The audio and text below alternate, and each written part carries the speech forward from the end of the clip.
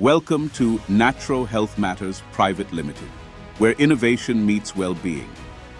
Are you suffering from joint pain, osteoporosis, or fragile bones?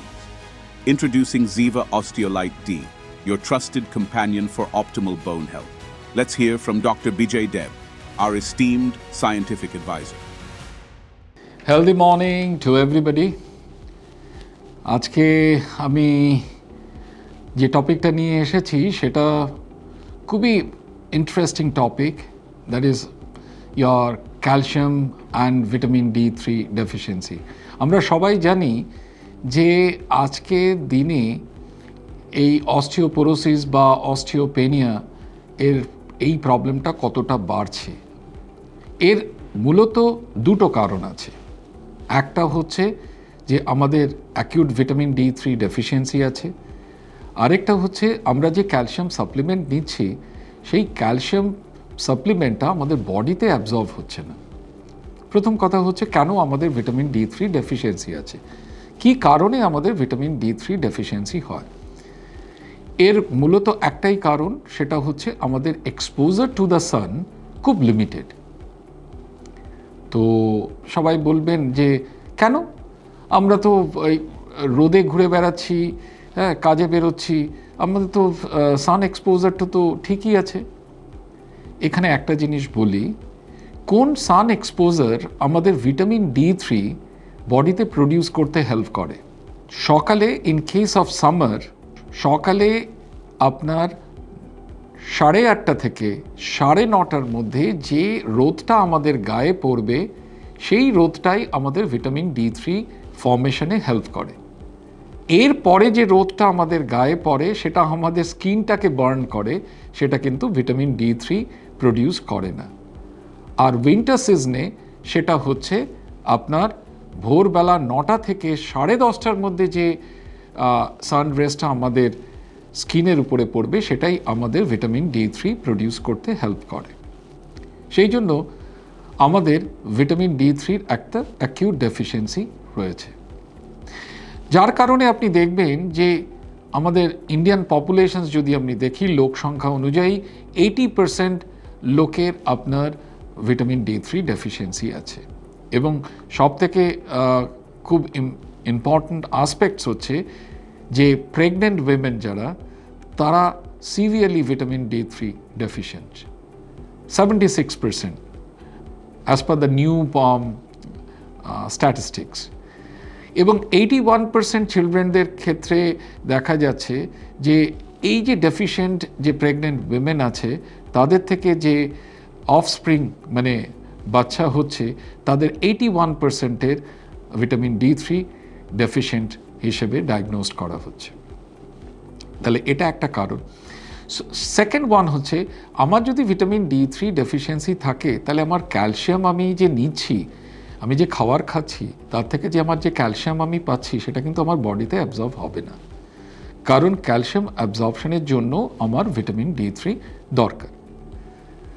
এবং এই আসপেক্টটা যদি আমরা if we keep in our mind, তাহলে আমাদের একটা জিনিস ক্লিয়ার হয়ে গেল যে আমাদের এক্সপোজার টু দ্য সানটা অতটা নয়, যেটা ইউরোপিয়ান কান্ট্রিতে ওদের একটা রেগুলার সিস্টেমস আছে যে they go for sunbath early in the morning, so they do not have vitamin D3 deficiency. So vitamin D3 deficiency থাকলে আমি যে ক্যালসিয়াম নেব সেই ক্যালসিয়াম কিন্তু বডিতে অ্যাবজর্ব হবে না। নাও কামিং টু দ্যাট, তিনটে যে ক্যাটাগরি আছে, একটা হচ্ছে প্রেগনেন্সি, একটা হচ্ছে পোস্ট মেনোপোজাল উইমেন, আর অস্টিওপোরোসিস। প্রথমটায় আমি আসি যে প্রেগনেন্সিতে কেন আমাদের বেশি পরিমাণে vitamin D3 and calcium supplement দরকার হয়। যখন একটা লেডি প্রেগনেন্ট কন্ডিশনে রয়েছে, তার কিন্তু যে ক্যালসিয়াম এবং ভিটামিন D3টা যেটা লাগছে সেটা দুজনের জন্য লাগছে, মায়ের জন্য এবং বাচ্চার জন্য, মানে যে ফিটাসের জন্য। তো তার রিকোয়ারমেন্ট অনেক বেড়ে যায়, এবং এই রিকোয়ারমেন্ট যদি না পায় একজন প্রেগনেন্ট লেডি, তাহলে কি হয়, ফিটাস কোথা থেকে ক্যালসিয়ামটা পাবে, মায়ের যে বোনস আছে সেখান থেকে ক্যালসিয়ামটা সে নেবে, তাহলে অস্টিওপোরোসিস হওয়ার চান্সটা অনেক বেড়ে গেল। আমি একটা টার্মিনোলজি ইউজ করছি অস্টিওপোরোসিস, সো কোয়েশ্চেনটা মনে আসতে পারে যে অস্টিওপোরোসিসটা কি। অস্টিওপোরোসিস আর কিছু নয়, যখন বোনসের থেকে, হাড়ের থেকে ক্যালসিয়াম বেরিয়ে যায়, তখন হাড়টা ধীরে ধীরে থিন অ্যান্ড থিনার হয়ে যায়, পাতলা হয়ে যায়, এবং আরও বেশি যদি বেরোয় তাহলে সেটা পোরাস হয়, মানে তার মধ্যে ছেদ এসে যায়, ছিদ্র ছিদ্র হয়ে যায়, সেটাকে আমরা বলি অস্টিওপোরোসিস। আর আগের স্টেজটাকে আমরা বলি, যখন বোনস পাতলা হয়ে গেছে তখন সেটাকে আমরা বলি অস্টিওপেনিয়া। তাহলে অস্টিওপেনিয়া এবং অস্টিওপোরোসিস হওয়ার চান্স অনেক বেড়ে যায় ডিউরিং প্রেগনেন্সি, যদি ক্যালসিয়াম সাপ্লিমেন্ট এবং ভিটামিন D3 সাপ্লিমেন্ট প্রপারলি না দেওয়া হয়। এবার দেখুন post menopausal women. Post menopausal women আপনারা সবাই জানেন যে আফটার মেনোপজ ইস্ট্রোজেন সিক্রেশন কমে যায়। এই যে ইস্ট্রোজেন, যে হরমোনটা মেয়েদের শরীরে রিলিজ হয়, এটা কিন্তু অনেকগুলো কাজ করে। এটা হার্টকে প্রোটেক্ট করে, এটা বোনসকে, বোনে যে আপনার ক্যালসিয়াম ডিপোজিশনে হেল্প করে। দেখবেন যে বিফোর 50 মহিলাদের সেরকম কার্ডিওভাস্কুলার প্রবলেম, অস্টিওপোরোসিস এই ধরনের প্রবলেমগুলো দেখা যায় না। কখন দেখা যায়? আফটার 50, যখন আপনার মেনস্ট্রুয়াল সাইকেল বন্ধ হয়ে গেল, ইস্ট্রোজেন সিক্রেশন বন্ধ হয়ে গেল, তখনই দেখা যাচ্ছে যে হাড়ের ব্যথা, হার্টের প্রবলেম, এই ধরনের জিনিসগুলো দেখা যেতে শুরু করে। এবার এখানে বলি কি হয়, এই যে ইস্ট্রোজেন আমার বোনটা ফর্মেশনে হেল্প করে, মানে আমার বোনে ক্যালসিয়াম এবং ফসফেটের ডিপোজিশনে হেল্প করে, সেই জন্য আমার বোন মিনারেল ডেন্সিটিটা ঠিক থাকে। কিন্তু এবার আমার মেনোপজের সময় কি হলো, আমার ইস্ট্রোজেন সিক্রেশন বন্ধ হয়ে গেছে, তাহলে আমার এখন আর deposition of calcium and phosphate বোনে হবে না। যদি না হয়, বোনটা আমার থিন অ্যান্ড থিনার হবে এবং অস্টিওপেনিয়া হওয়ার চান্স বেড়ে গেল। আরেকটা হচ্ছে অস্টিওপোরোসিস এজ ওল্ড পেশেন্ট, বা যেখানে আপনি দেখবেন সেনাইল পেশেন্ট আমরা বলি, যে মোর দেন 60 ইয়ার্স ওল্ড হয়েছে, তাদের ক্ষেত্রে অস্টিওপোরোসিস দেখা যায়। কেন হয়? তাদের বোন কেন পাতলা হয়ে যায় বা বোন কেন পোরাস হয়? তার কারণ হচ্ছে আমরা যে ভিটামিন D3টা নিই, এই ভিটামিন D3 কিন্তু ডাইরেক্টলি ক্যালসিয়ামটাকে বডিতে অ্যাবজর্ব করতে হেল্প করে না। এই ভিটামিন D3টা আমাদের বডিতে অ্যাক্টিভ ভিটামিন D3-তে কনভার্ট হয়। যখন এটা অ্যাক্টিভ ভিটামিন D3-তে কনভার্ট হয়, তখন এই কনভার্সনের জন্য একটা এনজাইম দরকার আমাদের শরীরে। আমাদের বয়স যত বাড়বে তত এই এনজাইমটার সিক্রেশন আমাদের বডিতে কমে যায়। কমে গেলে তখন আর অ্যাক্টিভ ভিটামিন D3 ফর্মেশন হয় না। যতক্ষণ না আপনার বডিতে ভিটামিন D3 থেকে অ্যাক্টিভ ভিটামিন D3 ফর্মেশন হচ্ছে, ততক্ষণ কিন্তু আপনার ক্যালসিয়াম অ্যাবজর্পশন হবে না। কারণ এই active vitamin D3 calcium binding protein বলে একটা সাবস্টেন্স আমাদের বডিতে প্রডিউস করে, যেটা আমার ক্যালসিয়ামকে ক্যারি করে ব্লাডে নিয়ে যায়। তাহলে বুঝতে পারলেন যে ডিউরিং প্রেগনেন্সি, ল্যাকটেশন পিরিয়ডে আমাদের ক্যালসিয়াম এবং ভিটামিন D3 সাপ্লিমেন্টেশনস দরকার। পোস্ট মেনোপোজাল উইমেনদের ক্ষেত্রেও calcium and vitamin D3 is required. আর এজ ওল্ড পেশেন্ট, যাদের বয়স আপনার মোর দেন 60 হয়ে গেছে, তাদের ক্ষেত্রে ক্যালসিয়াম সাপ্লিমেন্ট অবভিয়াসলি দেওয়া দরকার। এবার দেখুন, এই ক্যালসিয়াম সাপ্লিমেন্টের কথা যখন আমরা বলছি, তখন আমাদের চোখের সামনে অনেক ক্যালসিয়ামের নাম ভেসে উঠছে। Calcium carbonate, calcium citrate, calcium citrate malate, calcium orotate, calcium aspartate. এবং এই এত ক্যালসিয়ামের মধ্যে আমাদের পক্ষে কোন ক্যালসিয়ামটা আইডিয়াল হবে, কোন ক্যালসিয়ামটা আমরা নিলে বেটার রেজাল্ট পাবো, আমাদের যে প্রবলেমটা আছে সেটা কুইকলি রিজলভড হবে, এটা আমরা নিজেরাই কনফিউজড হয়ে যাই। তাহলে আমাদের এখানে ভালোভাবে বুঝতে হবে যে কোন ক্যালসিয়ামটা আমরা নিলে আমরা রিয়েলি বেটার এফেক্ট পাবো। নাও প্রথমে আসি ক্যালসিয়াম কার্বনেট, যেটা খুবই ইউজ হয়। ইন্ডিয়াতে প্রায় 60% লোক ক্যালসিয়াম কার্বনেট ইউজ করে। আজ ধীরে ধীরে এখন ক্যালসিয়াম কার্বনেটের ইউজটা কমে যাচ্ছে, কারণ এখন আরও নতুন ধরনের ক্যালসিয়াম সাপ্লিমেন্ট এসেছে, যেটা ক্যালসিয়াম কার্বনেটের থেকে অনেক বেটার। কেন বেটার, ক্যালসিয়াম কার্বনেটের কী ড্রব্যাকস আছে, সেগুলো আমরা ওয়ান বাই ওয়ান ডিসকাস করব। প্রথমটাতে আসি, এই যে ক্যালসিয়াম কার্বনেট যেটা সল্ট আমরা নিই, এটা কিন্তু জলে ডিজলভ হয় না। মানে জলে ওটা গলে না, যতক্ষণ না ডিজলভ হবে ততক্ষণ তার আয়োনাইজেশন হয় না। মিনস ক্যালসিয়াম কার্বনেটটা ভাঙবে না, ভেঙে আমি ক্যালসিয়াম আয়ন পাবো না।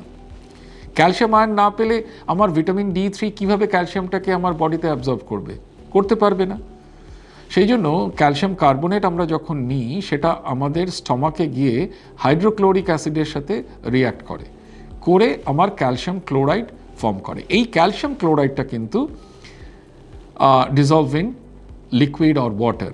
সো এটার আয়োনাইজেশন হয়, ক্যালসিয়াম ক্লোরাইডটা ভেঙে গিয়ে calcium ion and chloride ion হয়।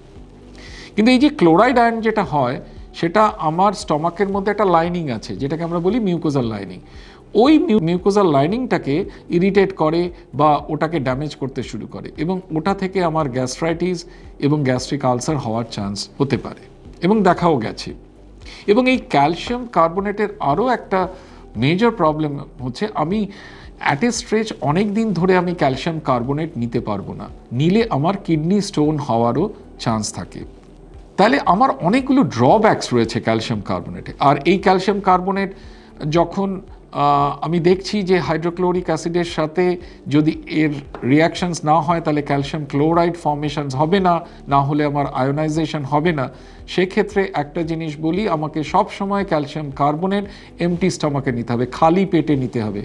খালি পেটে না নিলে আমার অ্যাসিডিক পিএইচ থাকবে না স্টমাকে, আমার ক্যালসিয়াম কার্বনেটটা ক্যালসিয়াম ক্লোরাইডে কনভার্ট হবে না। আর যদি ক্যালসিয়াম ক্লোরাইডে কনভার্ট না হয়, আমার আয়োনাইজেশনস হবে না, ক্যালসিয়াম বডিতে অ্যাবজর্ব হবে। ক্যালসিয়াম সাইট্রেট ম্যালেটেরও লার্জলি ইনসলুবল, জলে ডিসইন্টিগ্রেট করে না, ডিজলভ হয় না, অ্যাবজর্পশন খুব পুয়ার। সো এই ড্রব্যাকসগুলো আমরা দেখতে পাচ্ছি। এবার আমি আরও দুটো ক্যালসিয়ামের নাম বলেছিলাম, একটা হচ্ছে ক্যালসিয়াম ওরোটেট এবং ক্যালসিয়াম অ্যাসপার্টেট। এই ক্যালসিয়াম ওরোটেট এবং ক্যালসিয়াম অ্যাসপার্টেট আমি যদি দেখি, এদের অ্যাবজর্পশন খুব ভালো, কিন্তু মেজর প্রবলেম হচ্ছে এই ক্যালসিয়াম কমপ্লেক্সগুলোর মধ্যে এলিমেন্টাল ক্যালসিয়াম খুব কম। তাহলে এলিমেন্টাল ক্যালসিয়াম যদি খুব কম হয়, অ্যাবজর্পশন যতই বেশি হোক, bio available calcium will be very negligible. So at this juncture what could be the solution? কী সলিউশনস হতে পারে? কি এমন কি কোনো ক্যালসিয়াম সাপ্লিমেন্ট আছে যেখানে কোনো রকম গ্যাস্ট্রিক ইরিটেশন হবে না, আমি বিফোর ফুড আফটার ফুড আমি নিতে পারবো, যে কোনো সময় আমার অ্যাসিডিক পিএইচের দরকার হবে না, হ্যাঁ, আমার অ্যাবজর্পশন অনেক বেশি হবে, আমার এলিমেন্টাল ক্যালসিয়ামও it should be good enough? তাহলে এই ধরনের কোনো ক্যালসিয়াম সাপ্লিমেন্ট কি এখনও ইন্ডিয়াতে লঞ্চ হয়েছে? Very recently the amino acid Sylhet ইন্ডিয়াতে এসেছে। এই অ্যামাইনো অ্যাসিড চিলেট, যেটাকে আমরা সল্ট বা কমপ্লেক্সের সাথে যদি কম্পেয়ার করি, অনেকগুলো বেনিফিট আমরা দেখতে পাবো। কী কী বেনিফিট পাবো এই অ্যামাইনো অ্যাসিড চিলেট? ফার্স্ট বলে নিই, যে ড্রব্যাকসগুলো আমরা ক্যালসিয়াম কার্বনেট বা ক্যালসিয়াম সাইট্রেট ম্যালেটে আমরা দেখতে পাচ্ছি, সেই ড্রব্যাকসগুলো অ্যামাইনো অ্যাসিড চিলেটে নেই। তাহলে আপনি বলবেন যে কী ড্রব্যাকসগুলো নেই? এই amino acid Sylhet before food after food যে কোনো সময় নেওয়া যায়।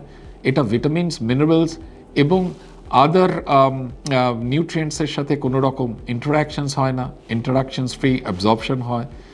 এবং সেকেন্ড মোস্ট ইম্পর্ট্যান্ট পয়েন্ট হচ্ছে যে it does not dissociate inside the gastric lumen, মানে এটা আমার গ্যাস্ট্রিক লুমেনে ভাঙে না। কেন ভাঙে না? যখন আমি অ্যামাইনো অ্যাসিড চিলেট নিচ্ছি, তাহলে আমাকে একটা জিনিস দেখতে হবে, এর স্ট্রাকচারটা কী। এই যে স্ট্রাকচারটা আমি এখানে দেখতে পাচ্ছি, যে calcium ion at the center and 2 amino acids are bound with this calcium ion in a covalent bond. এই স্ট্রাকচারটা হওয়ার জন্য যখন আমি ক্যালসিয়াম লাইসিনেট নিচ্ছি, এই ক্যালসিয়াম লাইসিনেট আমার বডি এই লাইসিনকে কোনোভাবে ডিটেক্ট করতে পারছে না, রেকগনাইজ করতে পারছে না। আমার বডি শুধু রেকগনাইজ করছে ক্যালসিয়াম আয়নটাকে। তাহলে তার কোনো রকম আর ডিসোসিয়েশন হওয়ার দরকার নেই আমার গ্যাস্ট্রিক লুমেনে, কারণ এটা তো ক্যালসিয়াম আয়ন হিসেবেই আমার বডি পারসিভ করছে যে এটা ক্যালসিয়াম আয়নই নিচ্ছে। সো এটা ডাইরেক্টলি আমার গ্যাস্ট্রিক ওয়ালে যে মিউকোজাল লাইনিং আছে সেখানে চলে যাচ্ছে, সেখানে ডিসোসিয়েশন হচ্ছে, ভাঙছে, ভেঙে অ্যামাইনো অ্যাসিডটা ক্যালসিয়ামের থেকে আলাদা হয়ে গেল। এই অ্যামাইনো অ্যাসিডটা দ্যাট ইজ লাইসিন আমার ক্যালসিয়াম বাইন্ডিং প্রোটিন ফর্ম করছে। এই ক্যালসিয়াম বাইন্ডিং প্রোটিনটাই আমার ক্যালসিয়ামটাকে ক্যারি করে ব্লাডে নিয়ে যাচ্ছে। তাহলে আমি একটা জিনিস খুব ভালোভাবে বুঝতে পারলাম যে আমার অ্যামাইনো অ্যাসিড চিলেটের ক্ষেত্রে আমার ভিটামিন D3 দরকার নেই আমার ক্যালসিয়াম লাইসিনেটের থেকে ক্যালসিয়াম অ্যাবজর্পশনের জন্য। তাহলে এটা হচ্ছে ওয়ার্ল্ডের ফার্স্ট ক্যালসিয়াম সাপ্লিমেন্ট যেখানে কোনো রকম ভিটামিন D3 দরকার হয় না ক্যালসিয়াম অ্যাবজর্পশনের জন্য। উইদাউট ভিটামিন D3 ক্যালসিয়াম লাইসিনেট থেকে ক্যালসিয়ামটা বডিতে অ্যাবজর্ব হতে পারে। আমরা প্রথমেই দেখেছি যে ভিটামিন D3-র acute deficiency in India, out of 10 patients you will find that 6 to 7 patient they suffer from vitamin D3 deficiency. তার ফলে আমরা যে ক্যালসিয়াম সাপ্লিমেন্ট দিচ্ছি সেই ক্যালসিয়াম সাপ্লিমেন্ট আমার বডিতে অ্যাবজর্ব হচ্ছে না, সেই ক্যালসিয়াম আমার বডিতে অ্যাবজর্বই হচ্ছে না, যেহেতু ভিটামিন D3 ডেফিসিয়েন্সি আছে। আর ভিটামিন D3 ডেফিসিয়েন্সি হওয়ার জন্য ক্যালসিয়াম অ্যাবজর্পশন না হলে অটোমেটিক্যালি আমার অস্টিওপোরোসিস এবং অস্টিওপেনিয়ার চান্স অনেক বেড়ে যাচ্ছে। কিন্তু এখানে আমরা কি দেখতে পেলাম? এখানে আমরা দেখতে পেলাম যদি কোনো লোকের ভিটামিন D3 ডেফিসিয়েন্সি থাকেও ক্যালসিয়াম লাইসিনেট থেকে ক্যালসিয়ামটা বডিতে অ্যাবজর্ব হবে, কারণ এখানে যে লাইসিন আছে ক্যালসিয়াম লাইসিনেটে, সেই লাইসিনই ক্যালসিয়াম বাইন্ডিং প্রোটিনটা ফর্ম করবে যেটা ক্যালসিয়ামকে ক্যারি করে ব্লাডে নিয়ে যাবে। আমি প্রথমেই বলেছি যে ভিটামিন D3 কিন্তু ডাইরেক্টলি ক্যালসিয়াম অ্যাবজর্পশনে হেল্প করে না যতক্ষণ না এটা অ্যাক্টিভ ভিটামিন D3-তে আমার বডিতে কনভার্ট হচ্ছে। সো এই active vitamin D3 calcium binding protein form করে। So vitamin D3 basically active vitamin D3-তে কনভার্ট হওয়ার পর যে ক্যালসিয়াম বাইন্ডিং প্রোটিন ফর্ম করছে সেটাই আমার ক্যালসিয়ামটাকে ব্লাডে নিয়ে যাচ্ছে। এখানে সেটা lysine basically calcium binding protein ফর্মেশনে হেল্প করছে এবং আমার ক্যালসিয়ামটাকে ব্লাডে নিয়ে যেতে হেল্প করছে। সো আমি দেখলাম আমার কোনো রকম রিস্ট্রাকচারিংয়ের দরকার হচ্ছে না, আমি বিফোর ফুড আফটার ফুড যে কোনো সময় আমি নিতে পারছি। আর ক্যালসিয়াম লাইসিনেটে ট্যাবলেটের সাইজটা খুব স্মলার, কারণ আমরা শুধু 835 মিলিগ্রাম নিই, whereas in case of calcium carbonate আমাদের 1250 মিলিগ্রাম নিতে হয়। So size of the tablet is very smaller, যার জন্য কি হয় সোয়ালোয়িংয়ের কোনো রকম প্রবলেম থাকে না। এজ ওল্ড পেশেন্টদের ক্ষেত্রে সাইজ অফ দ্য ট্যাবলেট যদি বিগার হয় it becomes very difficult to swallow it. Okay, এবং আমরা আরও একটা জিনিস দেখতে পাবো যে কোনো রকম অ্যাবজর্পশনে যেহেতু আমার ভিটামিন D3-র দরকার হচ্ছে না ক্যালসিয়াম লাইসিনেট থেকে ক্যালসিয়াম অ্যাবজর্পশনে, সেই জন্য আমার যদি অ্যাকিউট ভিটামিন D3 ডেফিসিয়েন্সি থাকেও আমি যে ক্যালসিয়াম লাইসিনেটটা পেশেন্টকে দিচ্ছি তার কিন্তু ক্যালসিয়ামটা বডিতে অ্যাবজর্ব হবে এবং তার বোন মিনারেল ডেন্সিটিটা অনেক বেটার হবে। এবং যেহেতু অন্য কোনো ভিটামিনস, আদার নিউট্রিয়েন্টস অর মিনারেলসের সাথে ইন্টারাকশনস নেই, এই জন্য ইন্টারাকশনস ফ্রি অ্যাবজর্পশনও আমরা দেখতে পাবো। এবং এখানে আমরা দেখব পরের ডিসকাশনে আর স্লাইডে যে বায়ো অ্যাভেলেবল ক্যালসিয়াম অনেক বেশি as compare to other calcium supplement. তবে একটা কোয়েশ্চেন এখানে আসতে পারে, আচ্ছা ক্যালসিয়াম লাইসিনেট আপনি বলছেন এটা বেসিক্যালি অ্যামাইনো অ্যাসিড লাইসিনের সাথে কোভ্যালেন্ট বন্ডে ক্যালসিয়াম আয়নটা রয়েছে, তো লাইসিন কেন? অন্য অ্যামাইনো অ্যাসিডও তো আমরা we can take into consideration. অন্য অ্যামাইনো অ্যাসিড কেন নেওয়া হয়নি? কারণ অন্য অ্যামাইনো অ্যাসিডগুলো যদি আপনি দেখেন, এই যে ভ্যালিন বা ট্রিপ্টোফান এবং লাইসিন, এই 3 ধরনের অ্যামাইনো অ্যাসিডে সব থেকে বেশি ক্যালসিয়াম অ্যাবজর্পশন হয় লাইসিনে, সেই জন্য লাইসিনকে আমরা কনসিডার করেছি for the formation of calcium lysinate. So আমরা এখানে দেখতে পাচ্ছি যে ক্যালসিয়াম লাইসিনেট উইথ ভিটামিন D3-তে দুটো জিনিস হচ্ছে, একটা হচ্ছে লাইসিন ক্যালসিয়াম অ্যাবজর্পশনে হেল্প করছে ফ্রম ক্যালসিয়াম লাইসিনেট, আর যে ভিটামিন D3টা ক্যালসিয়াম লাইসিনেটের সাথে দেওয়া হয়েছে, এই ভিটামিন D3 বেসিক্যালি হেল্প করবে for the absorption of calcium from the nutritional supplement. Because আমি তো শুধু ক্যালসিয়াম লাইসিনেট নেব না, আমি ক্যালসিয়াম লাইসিনেটের সাথে আমি অন্যান্য খাবারও খাবো, সেই খাবারগুলোর মধ্যেও ক্যালসিয়াম আছে। যেমন ফর এক্সাম্পল, আমি যদি সি ফিশ নিই তার মধ্যে ক্যালসিয়াম আছে, আমি যদি দুধ খাই তাতে ক্যালসিয়াম আছে। এই ক্যালসিয়ামটা অ্যাবজর্পশনের জন্য তো আমার ভিটামিন D3 দরকার। এই ভিটামিন D3টা যে ক্যালসিয়াম বাইন্ডিং প্রোটিন ফর্ম করবে, সেটাই ক্যালসিয়ামটাকে অ্যাবজর্পশনে হেল্প করবে। সো আমরা নাটশেলে দেখতে পেলাম যে calcium লাইসিনেট basically helps in calcium absorption without vitamin D3. Now, we will compare with the calcium carbonate and calcium lysine. আমরা যখন ক্যালসিয়াম কার্বনেট নিচ্ছি, একটা ট্যাবলেটে 1250 মিলিগ্রাম ক্যালসিয়াম কার্বনেট আছে। এখন এই ক্যালসিয়াম কার্বনেটে how much is the elemental calcium? 40%। তার মানে একটা ট্যাবলেট 1250 মিলিগ্রাম থেকে আমরা পাচ্ছি 500 মিলিগ্রাম এলিমেন্টাল ক্যালসিয়াম। এই 500 মিলিগ্রামে কি আমার বডিতে অ্যাবজর্ব হচ্ছে? না। only 24% of this 500 milligram is being absorbed in the body. মানে আমার only 24% ক্যালসিয়াম আমার এই 500 মিলিগ্রামের আমার বডিতে অ্যাবজর্ব হচ্ছে। তাহলে আমি কতটা এলিমেন্টাল ক্যালসিয়াম আমার ব্লাডে পাচ্ছি? 120 milligram.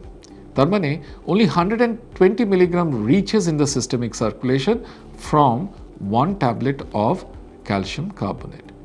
তাহলে 1250 মিলিগ্রাম একটা ট্যাবলেট ক্যালসিয়াম কার্বনেট আমাকে দিচ্ছে 120 মিলিগ্রাম এলিমেন্টাল ক্যালসিয়াম। নাও এবার আমি ক্যালসিয়াম লাইসিনেটে আসছি। ক্যালসিয়াম লাইসিনেটে একটা ট্যাবলেটে আছে 835 মিলিগ্রাম ক্যালসিয়াম লাইসিনেট, এবং আগেই বলেছি আমি, size of the tablet is very small and easy to swallow. কতটা ক্যালসিয়াম আছে এই 835 মিলিগ্রামে? আপনার 30%।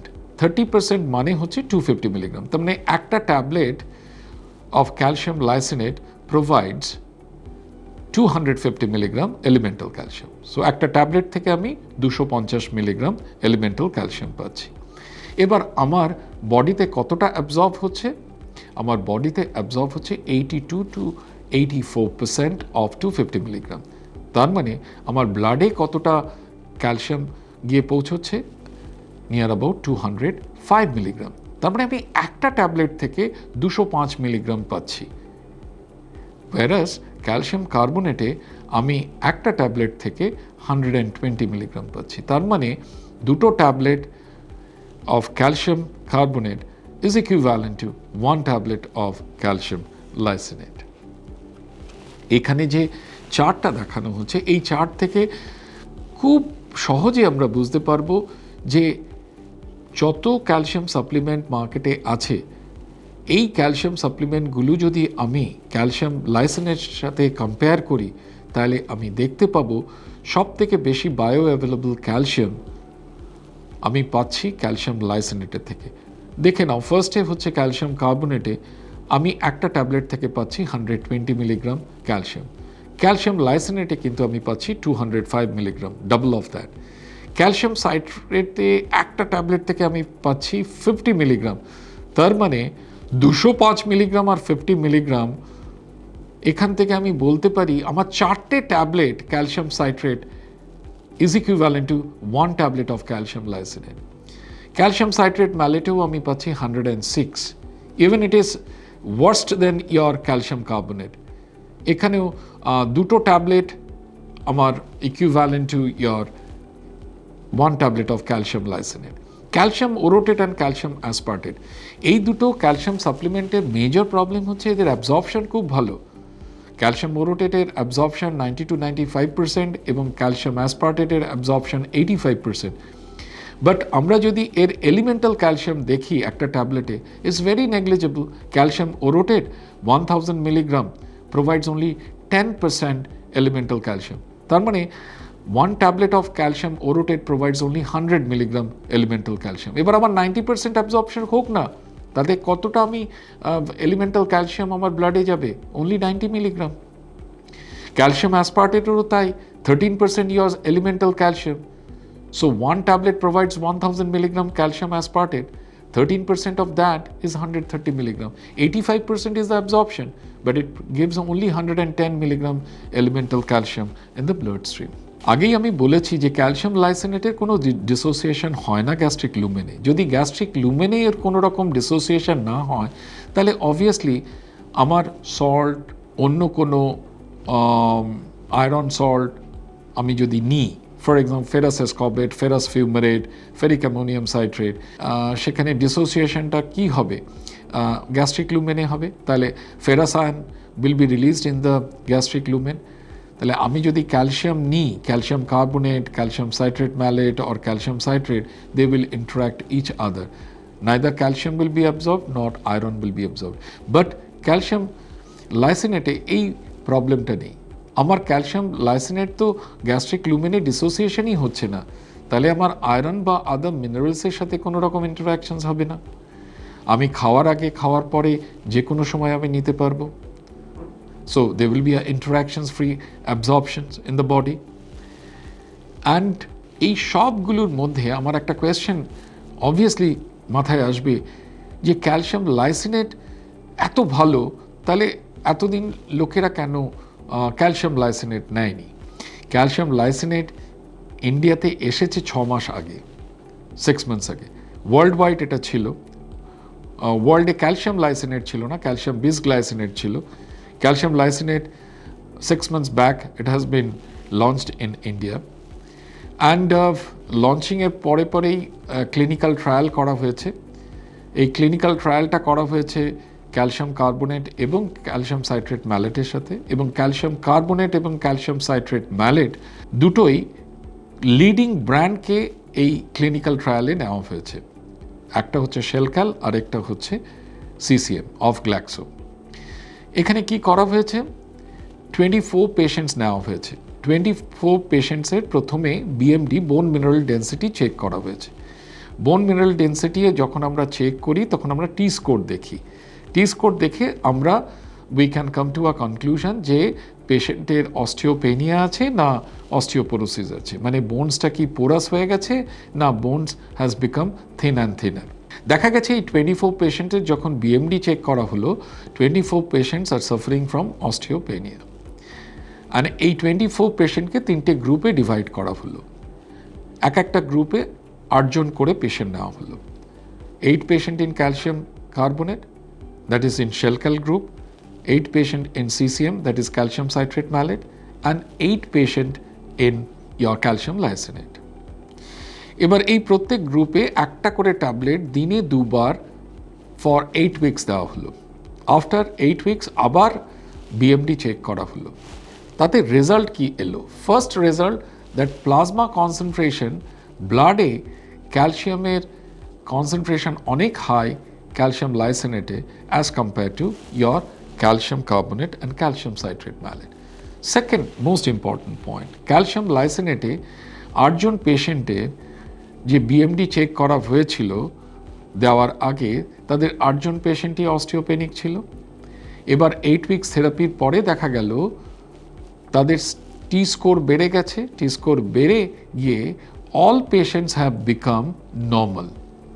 কারো আর অস্টিওপেনিয়া নেই, মানে 8 জনের মধ্যে 8 জন পেশেন্টের আর কোনো রকম অস্টিওপেনিয়া নেই। They have been cured.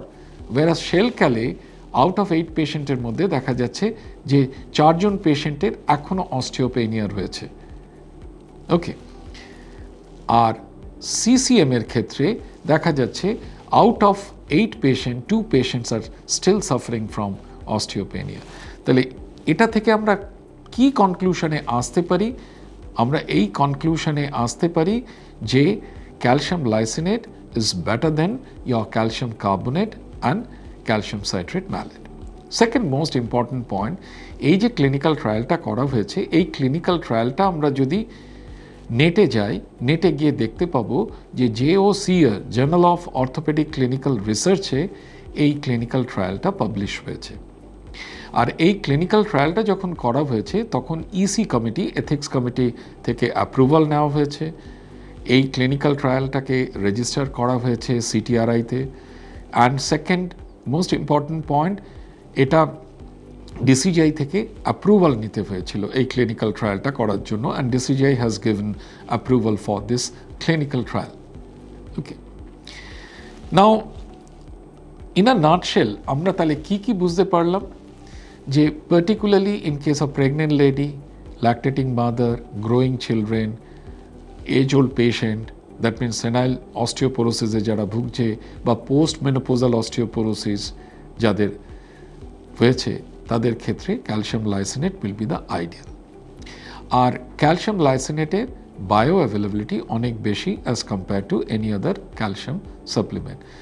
Second most important point is that এর কোনো ডিসোসিয়েশন যেহেতু গ্যাস্ট্রিক লুমেনে হয় না, ডাইরেক্টলি মিউকোজাল লাইনিংয়ে এর ডিসোসিয়েশন হয়, সেই জন্য কোনো রকম গ্যাস্ট্রিক ইরিটেশন, অ্যাসিডিক পিএইচ হওয়ার দরকার নেই।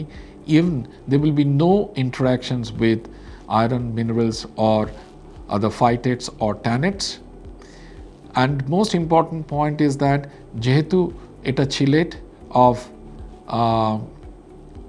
calcium and lysine, so lysine basically helps in absorption of calcium. সেই জন্য ক্যালসিয়াম লাইসিনেটের থেকে ক্যালসিয়াম অ্যাবজর্পশনের জন্য কোনো রকম ভিটামিন D3 দরকার হয় না। So without vitamin D3, calcium from the calcium lysine can be absorbed. কিন্তু যে ভিটামিন D3টা ক্যালসিয়াম লাইসিনেটে দেওয়া হয়েছে তার অস্টিওলাইটে, তার কারণটা হচ্ছে যে আমরা যে আদার সোর্স থেকে আমরা যে ক্যালসিয়ামটা পাচ্ছি তার অ্যাবজর্পশনের জন্য এটা দেওয়া হয়েছে। এবার একটা ট্যাবলেটে কতটা এলিমেন্টাল ক্যালসিয়াম আছে? আমাদের একটা ট্যাবলেট 835 মিলিগ্রাম ক্যালসিয়াম লাইসিনেটে রয়েছে 250 মিলিগ্রাম এলিমেন্টাল ক্যালসিয়াম, আর ভিটামিন D3 রয়েছে 600 IU। এর ডোজটা কী হবে? এর ডোজটা বেসিক্যালি হবে হচ্ছে 1 to 2 ট্যাবলেটস ডেইলি। দিনে একটা থেকে দুটো ট্যাবলেট নিতে হবে। যারা অস্টিওপেনিক পেশেন্ট তারা, প্রেগনেন্ট লেডিকে দেওয়া যেতে পারে, ল্যাকটেটিং মাদারকে দেওয়া যেতে পারে। মেনোপজের পরে routinely this calcium lysinate should be taken. যারা এজ ওল্ড পেশেন্ট, বয়স 60-র উপরে হয়েছে, তারা রেগুলার বেসিসে একটা করে ট্যাবলেট নিতে পারে। ড্রাগ ইনডিউসড অস্টিওপোরোসিস, এটা খুব ইম্পর্ট্যান্ট। আমরা দেখেছি যে যারা অ্যাসমাতে সাফার করছে বা COPD, chronic obstructive pulmonary disease, but rheumatoid আর্থ্রাইটিসের পেশেন্ট, তাদের স্টেরয়েড নিতে হয়। স্টেরয়েড ক্যালসিয়াম অ্যাবজর্পশনটাকে ইম্পেয়ার করে দেয়। মানে আমি যদি স্টেরয়েড নিই, আমি ক্যালসিয়াম সাপ্লিমেন্ট নিলেও calcium will not be absorb from the gastrointestinal tract. সেখানে আমার ক্যালসিয়াম সাপ্লিমেন্টের দরকার আছে। আর সেকেন্ডারি অস্টিওপোরোসিসটা হচ্ছে যেখানে আমার কজটা আমি জানি না, কি কারণে অস্টিওপোরোসিস হচ্ছে। আমি দেখতে পাচ্ছি যে the patient is not suffering from menopause, বয়স হচ্ছে 35, এবং সেনাইল অস্টিওপোরোসিস হওয়ারও চান্স নেই, কোনো রকম স্টেরয়েডও নিচ্ছে না, প্রেগনেন্টও নয়, ল্যাকটেটিং মাদারও নয়, কিন্তু suffering from osteoporosis. So this sort of osteoporosis is known as secondary osteoporosis, where the cause is completely unknown, or we can say that idiopathic osteoporosis. So আমরা সব কিছু দেখলাম, efficacy এবং side effects. Not only that, we have compared with the other calcium supplement. আমরা দেখলাম যে calcium লাইসিনেট যত ধরনের ক্যালসিয়াম আছে তার থেকে অনেক better, and safety profile is also good enough. Thank you. If you have any question, please drop a few lines in reply.